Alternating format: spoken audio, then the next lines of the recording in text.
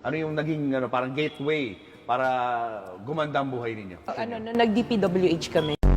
Gano'ng karaming kotse meron kayo? Parang personal use lang namin, nasa 30 plus na yata siya. 30 plus. 40. Nagagamit niyo ba lahat yan? Yun, hindi na nga. Hindi na nga, kasi dami. So, mostly American car siya. Sabi nila, white and black. Yung Lincoln Navigator siya. Black and white. Black and white? Yes. GMC Denali. So, black and white version din siya. Walang ganito sa Philippines. Sa YouTube? Nasa Grand Wagoneer. Pinaship ko from the US. From the US. Nagmamaneho ka rin? Marunong mag-drive, left, right. Hindi marunong mag-park. Si Suburban. Tsaka si Wow, ganda. Alphard, Dodge Ram. And then the Tundra na Toyota. Imported din to, no? Yes. Ano walang ganito dito, no?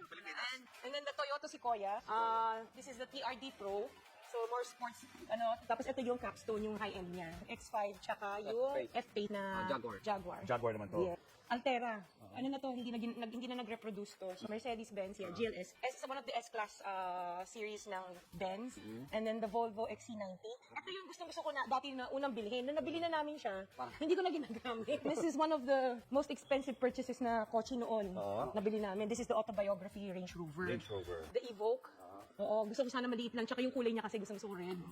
And then, Defender. Nakita ko to sa Dubai. Nakita ko sa magazine. Tapos sabi ko, gusto ko na ganito. And then we have yung LM, yung Lexus. The higher end of Yes, the higher end of the Alphard. And of course, yung LC2.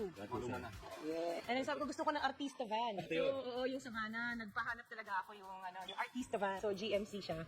Unang bili namin ng white na Cadillac, dumating tong Ford Bronco. Binalik to. So, this is one of the first editions of the Ford Bronco. So, yung Benz GLE. Tapos ito yung X7. Nung lumabas siya, bumili kami kaagad. Tapos we have yung Sprinter. Isang Artista van din siya. Showbiz na showbiz. Artista pa rin Ito naman, the Gladiator. This is my son's car birthday gift namin sa kanya to. Ito. This is the Porsche, yes. Sabi namin, gusto namin makaano ng medyo parang sporty, pero hindi namin nagagamit. And then we have the Maserati. Maserati? Yes. So nung lumabas siya, bumili kami ng Maserati, itong model na to. Hindi rin siya nagagamit. G63. Matte finish siya. So very rare yung ganitong kulay. Benz na Avantgarde. Ito yung Bentley. Itong binili ko to kasi kaya nagustuhan ko to. May wine glass din sa loob. Pero hindi naman namin nagagamit. So ito. And then we have the Maybach.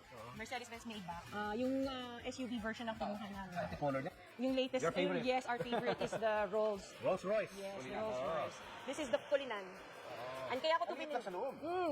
So kaya mo to kinuha dahil? Kasi ito may payong. Natutuwa ako sa payong. Ano yung naging parang gateway para gumanda ang buhay ninyo? Nag-DPWH kami. Siyam pala na kumpanya ng mga diskayang nakasungkit umano ng bilyones na kontrata para sa flood control project. Sa pagsusuri ng Billionaire News Channel, aabot sa halos 31.6 billion pesos o mahigit 6% ang flood control projects na posibleng hawak ng pamilyang Diskaya sa buong bansa.